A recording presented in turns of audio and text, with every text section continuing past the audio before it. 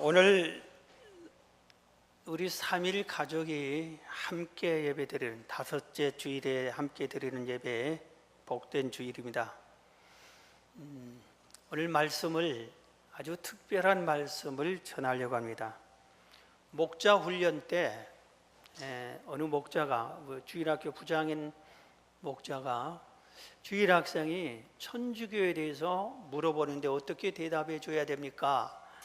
하고 질문을 했습니다. 그래서 제가 주일 낮 예배 때 한번 전하게 놓으라고 그렇게 하고 약속했는데요. 오늘 그 말씀을 전합니다. 본래 이 기독교는 한 뿌리로 하나로 쭉 이어왔습니다. 그런데 중간에 이렇게 갈라지기 시작을 했습니다. 기독교가 처음부터 예수님 부활 승천하고 성령이 임하면서부터 교회가 세워지기 시작을 했어요. 근데 이렇게 쭉 세워지면서 오다가 1504년에 여러분 나눠준 그 요약편을 다 보시면서 오늘은 설교를 들으세요. 1504년에 동방교회와 서방교회가 나누어집니다. 1504년 그러니까 1500년 동안 1000년 동안 교회는 쭉 이렇게 기독교는 한 뿌리로 이렇게 쭉 이어왔습니다. 그러다가 1054년도에 동서교회로 나눠졌어요. 왜 나눠졌냐? 그 원인이 조금 들어보면 좀 어이가 없습니다. 물론 다른 차이가 있어요. 동방교회는 그리스어를 사용하고 서방교회는 라틴어를 사용했습니다. 그리고 성찬과 미사, 그렇게 성찬과 예배 형식이 약간 다릅니다. 그리고 지역적으로도 서방, 동방 이런 차이점도 있습니다. 동방교회는 성직자들이 결혼을 할 수 있었어요. 그리고 수염을 길 수도 있었어요. 그런데 서방교회는 성직자는 결혼을 못하게 했습니다. 그리고 수염을 길지 못하게 했습니다. 이런 차이점들이 있는데 더 중요한 건 뭐냐면은 서방교회 대표는 교황, 동방교회 대표는 총대주교가 동방교회의 대표였습니다. 그런데 양대 산맥에서 최고 지도자가 한 명씩 이렇게 딱 있으니까 하나가 하기가 갈등이 생긴 겁니다. 그래서 교권 다툼, 권력 다툼이 생긴 겁니다. 그래서 이렇게 나누어 버린 겁니다. 이 권력력에 종교계 안에 기독교 안에 이 권력력이 동방서방 교회를 나누는데 핵심적인 요인 중에 하나였다 하는 것을 우리가 알 수 있습니다. 그렇게 오다가 이제 이 서방교회 쭉 오다가 1517년에 마르틴 루터가 종교를 개혁하면서부터 신교와 구교, 그러니까 카톨릭과 프로테스탄트, 천주교와 교회 이런 식으로 이렇게 나누어지게 됩니다. 그래서 우리 개신교는 신교, 그리고 그대로 있는 교회는 구교, 이렇게 쉽게 우리나라에서 구분을 합니다. 천주교 또 개신교 이렇게 구분하고 성당, 교회 이런 식으로 우리가 쉽게 우리나라에서는 구분을 합니다. 자, 그러면 이건 여긴 왜 또 갈라섰느냐? 동방교회가 이렇게 갈라서 나가는데 쭉 오다가 1517년 동안은 하나로 오다가 왜 나눠졌냐 하면은 그 당시에 이 교회가 너무 부패했습니다. 너무나 성경과 어긋난 일들이 많이 있었습니다. 몇 가지만 쉽게 얘기하면은 성직자들이 아주 타락했습니다. 그래서 성직자의 부패함이 말로 표현하기가 어려울 정도로 타락해서 성당과 수도원 뒷뜰에는 신부와 수녀들에 의해 그때는 낙태 기술이 발전이 되지 않아서 임신하면 낳을 수밖에 없으니까 그래서 몰래 나서 묻어버린 그런 이 뼈들이 항상 많이 이렇게 발견될 정도로 그렇게 성직자들이 타락했습니다. 그 다음에 성직을 오늘날 우리가 목사가 되려면 대학을 나오고 신학대학을 나오고 고시를 몇 번 치고 이렇게 하는데 7년간을 공부를 해야 되는데 그렇지 않고 돈 주고 샀을 수 있었어요. 돈 주고 추기경을 살 수 있고 돈 주고 신부가 될 수 있었고, 그 당시에는 그 신부가 되는 이 사제가 되는 것이 아주 고급 위치에 올라 있었어요. 편하고 모두에게 존경받는, 그래서 최고 직장이었어요.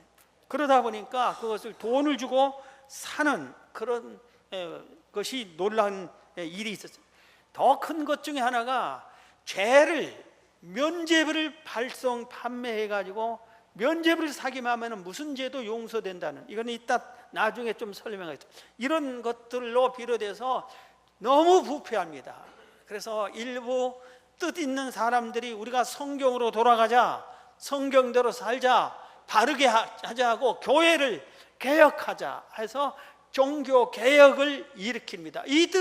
이 개혁파와 아니다, 구관이 명관이다 하고 기득권을 지키려는 이 파와 이렇게 둘로 나눠진데, 개혁파가 신교, 기득권파가 구교, 이런 식으로 해서 나누어지게 되는 게 1517년입니다. 그 다음에 그러면 이 구교에 남은 기득권파 이 천주교에서는 또 한번 갈라집니다. 그게 1534년에 영국 성공회가 납니다. 그 당시에 그 중세 이 시대에는 유럽이 전체가 기독교 국가였어요. 다 지금과 같은 모든 종교를 다양하게 수용하는 그런 시대가 아니라 대부분의 나라들이 다 기독교만 믿는 그런 기독교 국가였습니다. 그런데 거기서 영국 성공회, 영국은 국교를 성공회라고 천주교에서 또 이렇게 갈라서게 됩니다. 그래서 이것도 여러 가지 이유겠지만 이건 설명하기만 시간이 오래 걸리고, 이렇게 해서 처음에는 1000년 가까이 하나였다가 동방교회가 갈라나가고, 그 다음에 종교를 개혁파와 개혁한 신교, 우리 개신교와 그대로 남는 구교, 기득권을 지키려고 하는 구교, 가톨릭, 천주교, 이렇게 또 나눠지고, 또 천주교 내에서는 나중에 영국 성공회가 또 갈라서고, 이런 식으로 갈라졌구나 하는 것을 우리가 알 수 있습니다. 그런데 오늘 이렇게 제가 이걸 설교한 이유 중에도 하나가 지난 8월 14일 교황이 우리나라에 왔다 갔습니다. 교황이 우리나라에 왔다 가서 참 좋은 인상을 남겼습니다. 교황이 왔는데 우리나라 대통령이 가서 영접을 합니다. 교황인데 왜 그러냐? 불교 무슨 수장이 오면 그런 일이 않는데 왜 그러냐?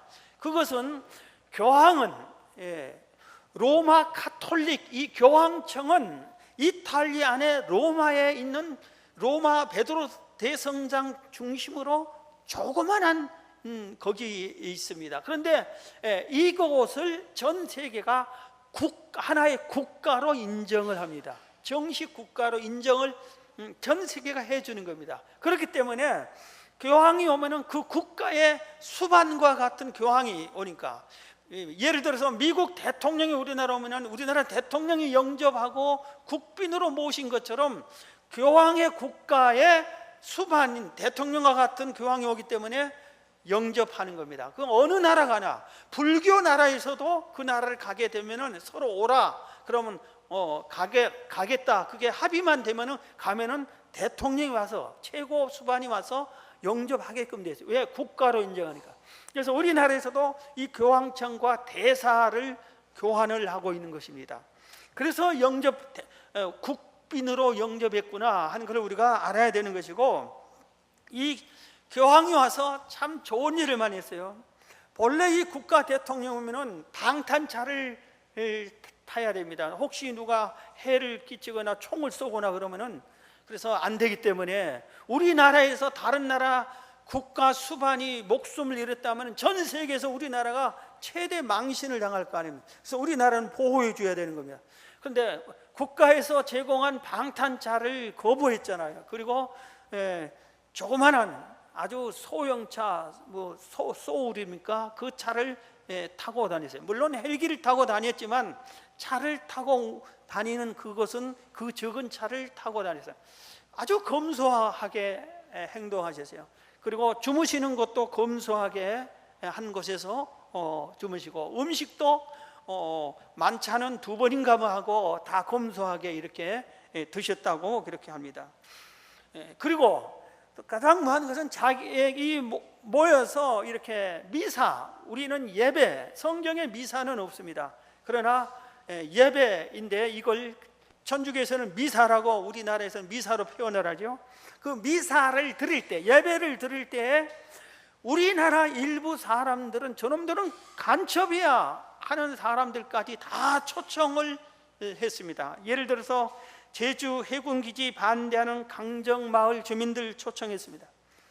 국가 발전을 위해서는 전기를 끓여야 되는데 미대항 송전탑 반대하는 주민들, 그 다음에 쌍용차 해고 노동자들, 용산 참사 주민들, 용산 참사 그건 불타 죽는 그 모습이 TV에 나오고 얼마나 해서 그분들, 세월호 유가족들, 탈북자들, 환경미화원, 교도관, 위안부 할머니, 이런 분들을 한 부분에서는 소외되고, 위안부 같은 분들은 일본 나라에서 전혀 무시해버리고, 이런 분들을 전부 다 초청해서 같이 미사에 참여하게 하고, 그분들의 일부는 손을 만져주고 위로해 줬습니다. 물론 위로하고 지나고 가서 뭐 해결된 건 하나도 없지만 어떻든 그 종교가들이 그런 걸 해주는 것이 옳은 겁니다. 그런데 사실 이런 것은 다 했습니다. 강정마을에도 신부들을 또 반대한 것뿐만 아니라 목사님들도 가서 강정마을 주민들에 의해서 반대했고, 송전탑 반대하는 것도 거기도 기독교인들도 가서 다 반대도 해주고, 다 쌍용차니 용산 참사니 전부 다 일부 기독교인들도 전부 가서 그들 편이 돼준 적이 다 있습니다. 그러나 그건 언론에서 크게 취급을 안 했고, 교황이 와서 이렇게 다 해주니까 그게 뭐 온 언론이 다 소개를 했어요. 그래서 참 다시 한번 그분들을 생각하게 하고 그분들은 위로를 받았습니다. 이렇게 좋은 일들 많이 하고 검소하고요, 겸손하고, 이런 것이 참 종교인들이 가져야 할 것을 본을 보여준 좋은 점들을 많이 보여주고 가셨어요. 그런 반면에 우리가 알아야 할 것은 천주교와 우리 기독교, 그냥 우리 개신교를 일반적으로 우리나라에서는 기독교를 하는데, 천주교와 우리 개신교는 다른 점이 있습니다. 이 다른 것을 하려는데, 천주교가 다른 것이 수십 가지가 되는데 오늘 시간에 맞춰서 몇 가지만, 성경에 너무 다른 몇 가지를 소개하겠습니다. 이것을 여러분들이 알고, 천주교는 이런 종교구나 하는 것을 우리가 알아야 됩니다. 자, 여러분 나눠준 이 내용들을 보서 2번 성경과 다른 천주교 했죠. 자, 1번이 뭐예요? 십계명이 다릅니다. 십계명. 자, 십계명이 뭡니까? 이게 아주 정말 충격을 저는 이렇게 받았어요. 이 십계명이 다른 것이 충격을 받은 겁니다. 십계명은 출애굽기 20장에 하나님께서 모세를 시내산에 올라오라고 합니다. 그러면서 하나님이 친히 손수 기록한 십계명 돌판을 2개를 모세에게 줍니다. 그리고 이것을 지켜라, 꼭 지켜라 그럽니다. 그런데 이 십계명, 하나님이 정해놓은 이 십계명을 천주교에서는 제2계명을 빼버립니다. 없애버립니다. 천주교에는 2계명이 없어요. 그러면 9계명이냐? 그런데 10계명이라고 합니다. 거기도 나머지는 다 같은데, 그러면 어떻게 했냐? 성경에서 말하는 10계명을 10번째 계명을 둘로 나눴습니다. 그리고 10계명으로 채우는 겁니다. 자, 우리 본문을 읽어봅시다. 자, 우리 3절이죠. 오늘 10계명이 다르다. 3절부터 6절까지는 우리 함께 읽어보겠습니다. 우리 다 같이 시작. 너는 나 외에는 다른 신들을 내게 두지 말라.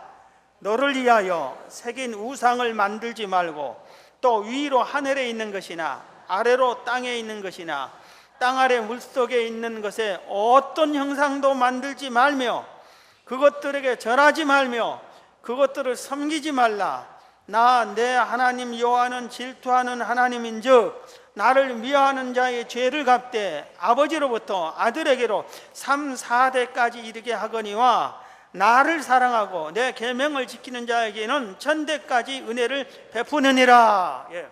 이게 제1계명이 뭐예요? 3절, 너는 나 외에 다른 신을 내게 두지 마. 하나님만 믿으라.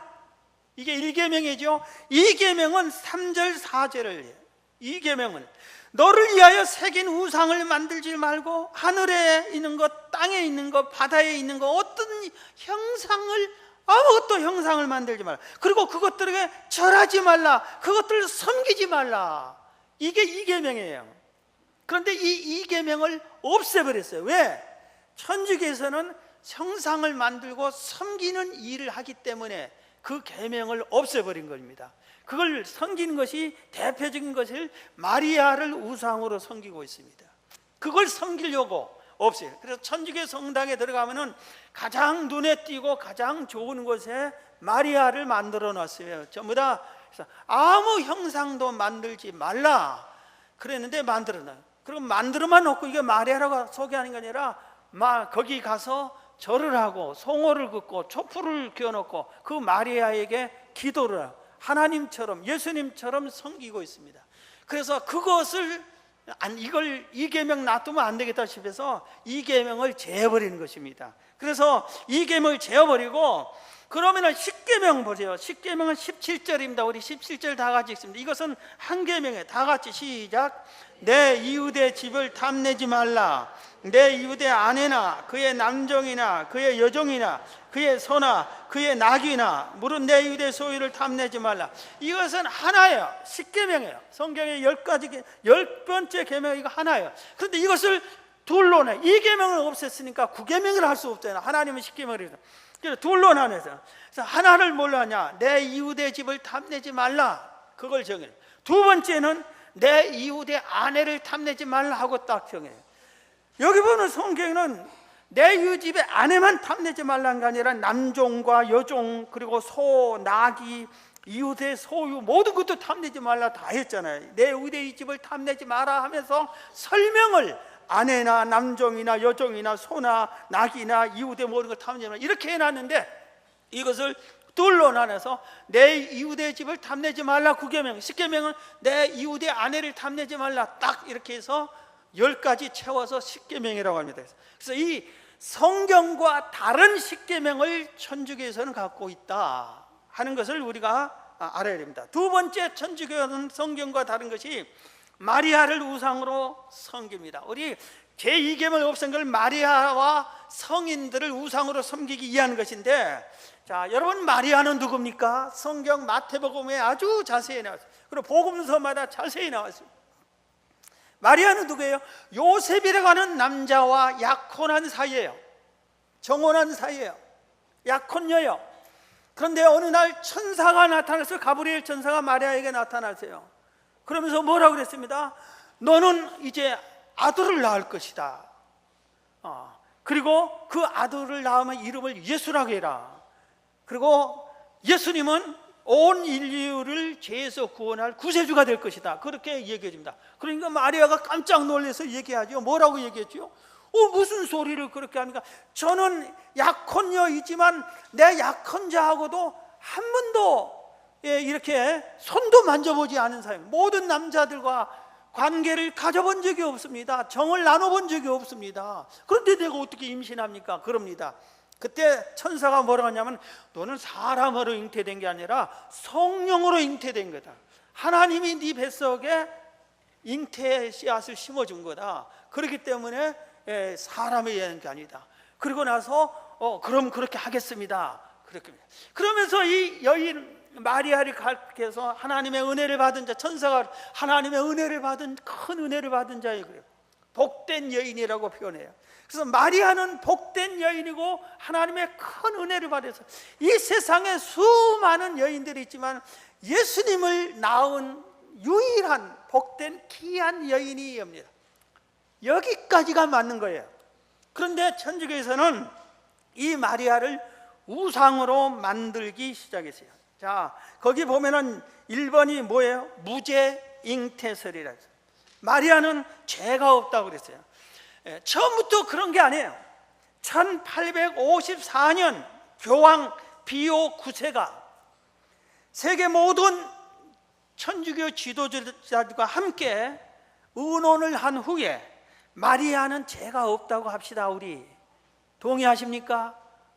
다른 쪽에서 이거 성경에 그리고 안 되잖아요. 그런데도 그래도 우리가 성모 마리아님을 귀하게 여깁시다. 그래서 다수결로 이렇게 정해가지고 마리아를 1854년에 교황 비오 9세가 그렇게 선포를 합니다. 교황이 선포하면 그게 법이 되는 거예요. 그렇게 되는 겁니다. 그래서 그때부터 마리아는 죄가 없는 년이다. 여러분, 성경은 그렇지 않습니다. 이 땅의 온 인류는 시조인 아담과 하와가 죄를 지었기 때문에 그 후손은 모두 다 태어나면은 원죄를 가지고 태어나게끔 되어 있어요. 단 한 사람도 예외가 없어요. 그런데 마리아는 죄가 없다고 만들어 놓은 겁니다. 성경은 말합니다. 로마서 3장 10절에 의인은 없나니 하나도 없다 그랬어요. 로마서 3장 23절에 모든 사람이 죄를 범하였으며 하나님의 영광에 이르지 못하다고 그랬어요. 마리아도 죄를 지었고 죄인이에요. 원죄를 가진 사람이에요. 그런데 죄 없다, 이렇게 무죄 잉태설을 만드는 겁니다. 이건 성경에 어긋난 겁니다. 자, 두 번째, 마리아에게는 평생 처녀설을 했잖아요. 이것도 451년 서기 451년 칼케톤 회의와 제2차 바티칸 회의 1960년 최근이죠. 1960년도에 제2차 바티칸 회의에서 마리아를 평생 처녀로 살았다고 하자. 우리가 성모 마리아인데 그냥 다른 사람처럼 애들 그냥 자녀를 펑펑 낳은 자녀 아주 말하면 표현하면 좀 그렇지 않느냐. 평생 처녀로 낳았다가 살았다 하자. 그렇게 바꿉니다. 그런데 여러분, 그렇습니까? 아니에요. 성경은 분명히 이렇게 말하고 있어요. 마태복음 13장 55절 56절에 예수님께서 고향으로 와서 복음을 전하니까 고향 사람들이 예수 저놈은 저 아버지가 목수 요셉 아니냐, 그리고 저놈은 자기 어머니 마리아가 아니냐, 그리고 마리아가 저 예수 동생을 이렇게 4명이나 낳지 않고 또 여동생도 낳지 않았느냐, 이렇게 말합니다. 그 성경을 읽어드릴게요. 마태복음 13장 55절 56절. 이는 그 목수의 아들이 아니냐, 그 어머니는 말이야 그 형제들은 야고보 요셉 시몬 유다라 하지 않느냐, 또 그의 누이들은 다 우리와 함께 있지 아니하냐. 이거 마리아는 4남 2녀를 낳은 거예요. 그렇게 마리아는 자녀를 요셉과 예수님을 낳은 이후에 또 이렇게 자녀를 낳았어요. 성경이 그렇게 말했고 그 동네 사람들이 지금 그렇게 다 말을 하는 겁니다. 그런데도 불구하고 그냥 자녀를 낳은 평범한 아줌마를 우리가 우상으로 섬기기는, 우상같이 섬기기는 좀 곤란하지 않느냐. 그래서 이렇게 해서 사촌이라고 하자. 그래서 이들은 사촌이다, 사촌도 형제라고 하지 않느냐. 그러니까 사촌이다 이렇게 표현합니다. 그런데 처음부터 그랬으면 되는데 처음은 다 그렇게 하다가 나중에 얘기하는 거예요. 1960년도부터 그렇게 하는 거고 서기 451년 회의 때 그렇게 결정을 한 겁니다. 참 어이없는 내용을 자기들이 마음대로 이렇게 호적을 바꿔버리는 그런 일을 하는 겁니다. 자, 그 다음에 더 어이없는 일은 세 번째, 마리아가 승천했다고 합니다. 마리아는 죽지 않고 무덤에 있지 않고 승천했다. 그걸 언제? 1950년 교황 비오 12세가 마리아는 승천했다고 선언을 합니다. 그래서 8월 15일은 승천일로 자기들이 1950년부터 자기들이 정합니다. 우리는 8월 15일이 광복절인데, 광복절 행사라는데 이번에도 교황이 와서 8월 15일 날 대전 월드컵 축구장 경기장에서 모아놓고 성모 승천 대축일 미사를 드렸어요. 거기서 마리아를 성모라고 부르죠. 그 성모가 승천했다 하고 그 승천 축하하는 미사를 예배를 대전 월드컵 경기장에서 드렸습니다. 이것을 마리아가 성찬했으면은 기독교 초기부터 처음부터 계속 그것을 해야 되는 것이고 계속 성찬일을 기념해야 하는데 전에는 그렇다고 안 했다가 1950년부터 자기들이 정해놓은 후부터 그렇게 합니다. 그런데 성경도 전혀 그렇지 않고 기독교 역사에도 어느 책에도 마리아가 성찬했다고 하는 흔적이 없습니다. 기록이 없습니다. 그런데 1950년대에 교황과 몇 사람이 의논해서 우리가 우상같이 섬기는 성모님은 성찬했다고 합시다. 그렇게 해서 그런 거예요. 나도 성찬했다고 해주면 좋을 것 같아요. 그래서 김재웅 목사 성찬해주면 사람들이 성찬한 사람이라고 할 거 아니에요. 사람을 우상같이 섬기고 싶은데 성찬을 자기들이 이렇게 더 신비하게 만든 겁니다. 그 다음에 하늘의 여왕 세례, 마리아는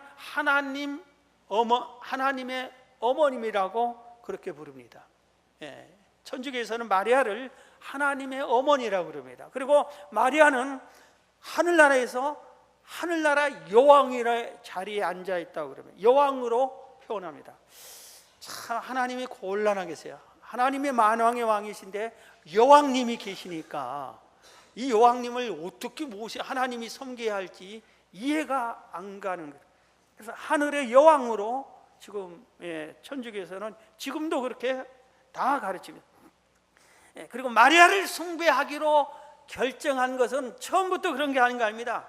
451년 칼케톤 회의에서 마리아를 숭배하기로 결의합니다. 그래서 성당에 이렇게 10계명을 없애버리고 2계명을 없애버리고 성당에 말을 세워놓고 거기 가서 절을 하고 성호를 굽고 거기서 그 마리아에게 무릎 꿇고 기도를 하고 마리아를 이렇게 성모 마리아님 하면서 예수님 한 것처럼 그렇게 숭배하기로 결정하고 지금까지 결정해 온 겁니다.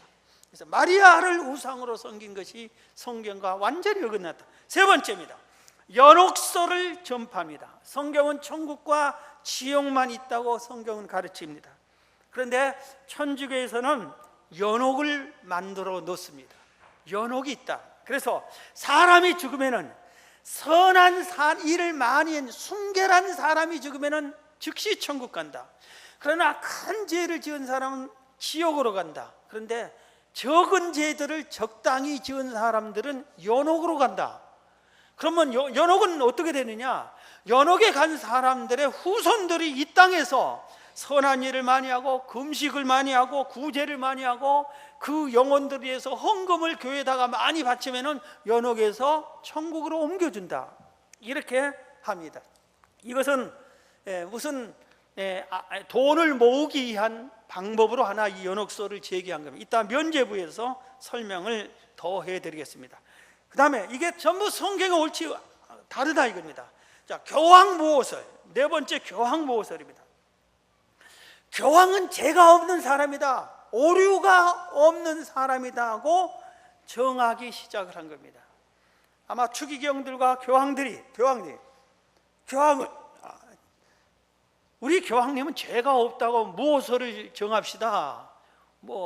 우리가 정해버리면 되니까 모든 천주교인들은 다 정음 따르니까 정합시다. 그래서 우리 교황님, 그리고 내가 또 교황 될 수도 있는데 그러면 나는 뭐한 사람으로 이렇게 의견을 자꾸 제시하기 시작을 합니다. 언제부터? 1200년부터 교황부호설 제기를 시작합니다. 그러다가 1870년에 제1차 바티칸 공의회에서 교황은 무효하다, 오류가 없다, 죄가 없다, 이런 식으로 선포를 합니다. 그래서 그때부터 교황님은 죄가 없는 분이야, 교황님은 실수를 하지 않는 분이야, 교황은 오류가 없어, 교황보호설을 주장하기 시작합니다. 그때 정하는 사람들이 전 세계의 천주교 대표 541명이 모여서 그렇게 결정을 합니다. 자, 그러면은 교황은 오류가 없어야 되잖아요. 이렇게 정했으면 교황들은 오류가 없어야 되냐? 그런데 교황의 오류가 얼마나 많은지 모릅니다. 자, 교황연대기라고 하는 책이 있어요.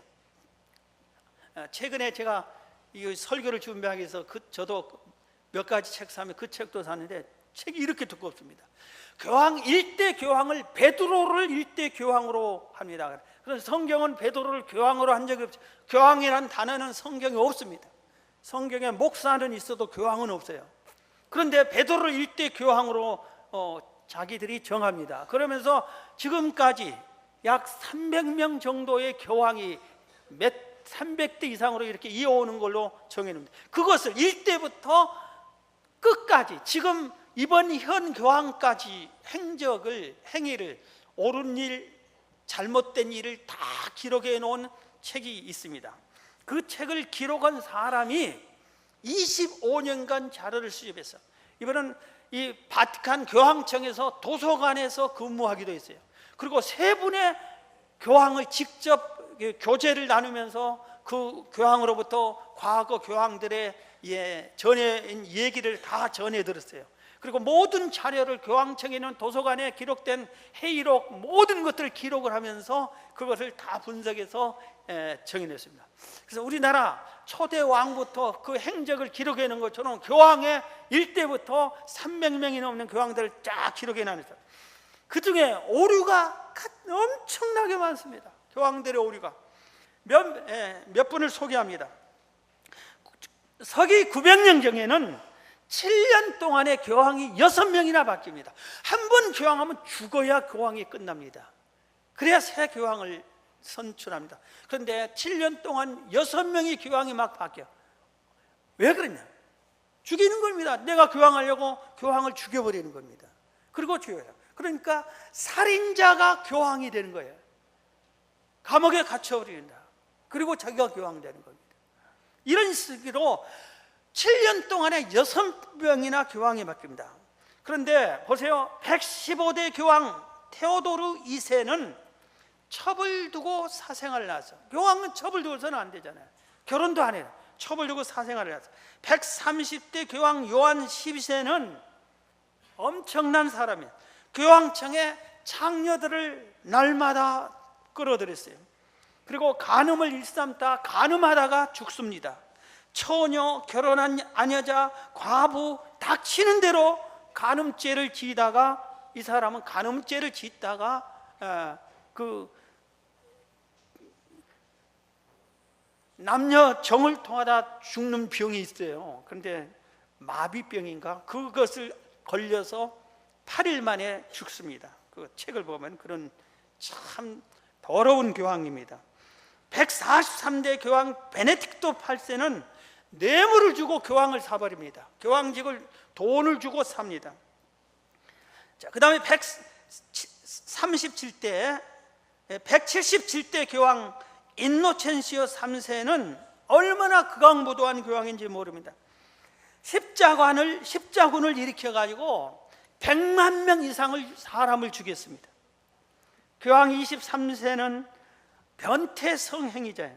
그리고 수백 명의 처녀들과 성행위를 했어요. 도박, 고리대금, 매음 행위를 이렇게 일삼으면서 돈을 버는 것을 했습니다. 그렇게 한 아주 부패한 교황 중에 한 명이었어요. 227대 그레고리 3세는 1572년도에 1000명의 사람들을 대학살을 시킵니다. 사람을 그렇게 많이 죽인 이 교황들이 있습니다. 아주 못된 이런 교황들이세요. 자, 최근에 봅니다. 5월 7일자에 한 언론에 나온 것을 이렇게 제가 소개합니다. 교황청 실바노 토마시 대주교는 교황청의 대주교 한 사람이 스위스 제네바에서 열린 유엔 고문 방지 위원회 회의에서 지난 2004년부터 지금까지 신부 추기경들이 아동 성추행한 자만 3,400명이나 잡았습니다. 그래가지고 그 중에 848명은 성직 박탈, 2,572명은 일생 동안 공직 취임 금지하고 기도만 하면서 죽을 때까지 기도만 해라, 회개 기도만 하라, 그렇게 했다. 3,400명이나 추기경 신부들이 성인이 아니라 아동 성추행, 성폭행한 사람들이 이렇게 많이 있었다. 교황이 뭐하고 교황 될 사람들이 뭐하다면 이게 뭐예요? 요새는 목사들도 이런 범죄한 자들이 많습니다. 뭐 신부는 뭐 스님 이런 사람들도 수도 없이 많고, 그런데 이렇게 소개되는 것은 이렇게 천주교 내에서 관리를 지금 잘 하고 있지만 이런 일들이 엄청나게 벌어져요. 그래서 교황은 우리와 똑같은 죄인이. 그래서 교황 중에 돈 보면 욕심내고 예쁜 여자 보면은 간음죄를 짓고, 이게 교황들이 수없이 그런 교황들. 그런데 교황을 무오하다, 죄 없는 사람이다, 이렇게 정한 것은 성경을 어기는 겁니다. 자, 그 다음에 면죄부를 판매했어요. 면죄부는 고해성사하면 자신의 죄가 없어지고 죽은 사람의 죄를 면죄받는다, 이렇게 하는 것이 면죄부인데, 천주교는 사제들에게 제사하는 사제권이 있다고 그래요. 성경은 전혀 그렇지 않습니다. 죄는 사람이 용서해 줄 수가 없는 거예요. 여러분이 지은 죄를 내가 용서해 줄 수 있어요? 그런데 천주교에서는 가능하다고 그렇게 합니다. 성경은 그렇지 않습니다. 죄는 예수님의 흘린 피로 예수님 외에 사죄할 수가 없어요. 요한일서 1장 9절에 만일 우리가 우리 죄를 자백하면 그는 미쁘다. 예수님께만 자백해야 되는 거예요. 예수님이 이렇게 자백하면 미쁘고 의로우사 우리 죄를 사하시고 우리를 모든 무리에서 깨끗게 하신다고 그랬어요. 그런데 그들은 그렇지 않고 면죄부가 있어요. 내가 살인죄를 지었는데 죄를 면죄부를, 살인죄만큼 그 돈을 주고 그 면죄부를 사면은 살인죄를 지었는데도 죄가 면죄부를 돈 주고 산 순간 없어진다. 이게 천주교 주장하는 면죄부 판매입니다. 로마에 가면은 성 베드로 대성당이 있어요. 저도 거기 성지 가서 보면서 그걸 봤는데 너무 위대합니다. 훌륭해요, 아주. 그런데 내용을 보면 거기를 들어가기가 싫으니까 그 안에는 세계 제1의 작품들이 그려져 있어요. 미켈란젤로의 작품들이 있어요.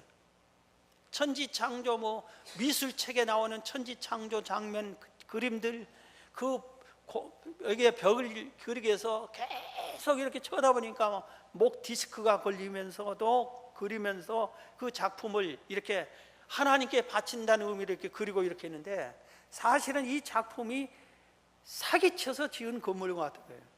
이게 지을 때 교황이 돈이 없는 거예요, 건축할 때. 그러니까 면죄부를 팔게 허락합니다. 그래서 많은 돈한 부자한테 가서 당신 부모님이 지옥 갔으면, 그러면은 예수 안 믿었으면은 지옥 갔으면은 천국 갈 길이 있습니다. 뭡니까? 당신 죽은 조상의 죄를 용서할 면죄부를 사십시오. 그래서 부자에게는 10억 내십시오. 그러면 10억 내고 면죄부 사면은 이걸 받는 순간에 부자의 영혼이 천국으로 올라간다, 이렇게 얘기를 하고 있습니다. 이건 완전 최대의 사기 중에 하나입니다. 그게 자기들이 그걸 정하고 자기들이 그걸 면죄부를 인쇄해 가지고 자기들이 이렇게 판매하는데, 요새 부적과 똑같은 거예요. 부적을 복사해 가지고 이것을 팔면은 다 형통하는 것처럼 하는 것과 똑같은 일치인 것입니다. 자, 그 다음에 제사. 이번에 8월 16일 광화문 광장에서 수십만 명이 모인 가운데서 순교자 124명의 시복식 미사가 있었어. 시복식이라고 하는 것은 성인이 가장 높은 단계가 성인입니다. 성인 다음이 시복자, 시복식 미사를 드렸는데 124명을, 이 순교자 124명을 시복자로 이렇게 세워지는 그것을, 그 미사를 드렸는데, 그 124명이 왜 순교 당했느냐? 우리나라에 천주교가 처음 들어와서 우리나라에서 제사를 안 지내. 하나님께서는 나 외에 다른 신을 섬기지 말라니까, 조상은 조상이지 조상 신이 아니에요. 조상은 조상이에요. 그분을 감사 여기고 그분을 추모하고 추도하고 그건 가능한데, 그 조상을 신으로 여겨가지고 조상 신이라고 생각하고 신의를 적어놓고 거기에 절하고 조상신님 오셔서 우리를 복 주시옵소서 이렇게 우상으로 섬긴 것은 성경에 반대하고 있습니다. 그렇기 때문에 그 천주교에 처음 천주교가 들어갈 때는 이것은 조상신을 섬긴 것은 죄다. 그래서 안 섬기니까 사람들이 고발해서 그들을 죽인 겁니다. 그래서 124명이 순교당했어요. 제사 지낸다고 순교를 당한 거예요. 그런데 그분들을 시복자로 해주면서 지금 천주교에는 다 제사를 지내는 거예요. 그 앞뒤가 안 맞는 거예요. 그래서 이 제사 지낸 것이 옳지 않은 것이다, 성경에 어긋난 것이다 하는 걸 우리가 알아야 되고, 그 다음에 행위로 구원받는다고 합니다. 구원론이 달라요. 오직 믿음으로 구원받는데 행위로 구원받는다고 그렇게 하고, 성현들의 중복 기도를 믿어요. 성현들이. 그래서 김대건 신부 동상이 곳곳에 있습니다. 그러면 그 동상을 누가 만들었어요? 아마 뭐 돈 받고 누가 만들었겠죠. 그런데 거기에 김대건 신부가 살아있다면 산 사람에게 부탁하면 혹시 모르는데, 그 만들어진 동상 앞에서 절을 하고 성호를 긋고, 김대건 신부님 우리 아들을 위해서 기도해 주세요. 그러면은 그 김대건 신부가 기도해 준다고 믿는 것들을 말합니다. 성모 마리아님 나를 축복해 주세요 하고 마리아에게 대신 중보 기도해 달라고 그래요. 성경은 이렇게 말합니다. 중보자는 오직 한 분 예수 그리스도라고 성경은 분명히 말하고 있습니다. 그런데 이렇게 성현들을 중보자로 믿습니다. 그 다음에 마지막 하나만 더 말하면 화채설. 우리가 성찬식을 하는데, 성찬식을 할 때 딱 기도하고 나면은 성찬을 때 떡과 포도주가 예수님의 살일로 변한다, 예수님의 피로 변한다 하고 그들은 믿습니다. 그럼 예수님의 살코기가 돼야 되는데, 떡을 포도주를 맞으면 분명히 달콤해요. 똑같은 포도주예요. 그런데 그렇게 예수님의 피로 변해버렸다 그래요. 그래서 마술사가 딱 하면은 물이 볼로 확 변하고 카드가 확 변하고 있던 거 없어지고, 이것처럼 딱 하면은 그 예수님의 피로 변한 것처럼, 그거 말도 안 되는 거예요. 기독교는 뭐로 하느냐? 예수님이 나를 위해서 희생한 피와 살을 몸찢기고 피 흘린 것을 기념하는 거예요. 기념설이에요. 기념하는 것이 옳은 겁니다. 그런데 이것을 예수님의 살로 변한다, 화채설을 믿는 것이 성경에 어긋난다 이겁니다. 자, 여러 가지가 있는데 시간이 돼서 여기까지 말씀드리겠는데, 여러분들이 만약에 그러면 천주교 믿으면 구원 받으십니까? 천국 갑니까? 하고 저에게 물은다면 수차례 제가 얘기했어요. 구원받는 사람이 심히 적다고, 천주교를 믿으면 구원받기가 심히 어렵다고. 천주교 하나님 믿고 예수님이 나의 구주라고만 믿으면 천주교 자녀도 구원받습니다. 그러나 천주교에 가서 성모 마리아를 숭배하면은 하나님으로부터 구원받을 수 없습니다. 우상으로 섬기고 성모 마리아에게 절하고 그러면 구원받을 수 없습니다. 신부님에게 죄를 고하고 나서 고해성사를 하고 내 제사함 사함 받았다, 고해성사하면 금식 5일에 헌금 얼마 해, 그러고는 그렇고 나서 난 이제 제사함 받았다, 천만의 말씀, 그거는 용서와 받지 못, 죄가 그대로 남는 겁니다. 우리가 예수님께 가서 예수님께 엎드려서 죄를 고해서 용서를 받은 자가 구원을 받는 겁니다. 그래서 이런 것들을 고치려고 성경대로 믿고 천주교를 다니는 사람은 구원받습니다. 똑같은 하나님, 똑같은 예수님. 그러나 다니면서 이런 것들을 그대로 교황들이 만들어 놓은 그 법들을, 성경에 어긋난 것들을 지키면은 구원받지 못합니다. 여러분 가족, 친척, 이웃 중에서 천주교에 다니는 사람에게 오늘 이걸 버리지 마시고 이걸 보여주면서 설교를 기억하면서 설명해 주면서 성경에 없는 것들이라고, 이런 것들은 그렇게 얘기하셔서 천주교를 다니더라도 바르게 성경대로 믿으라고 그렇게 전해주고, 여러분들이 현혹되지 마시기를 주의 이름으로 축원합니다.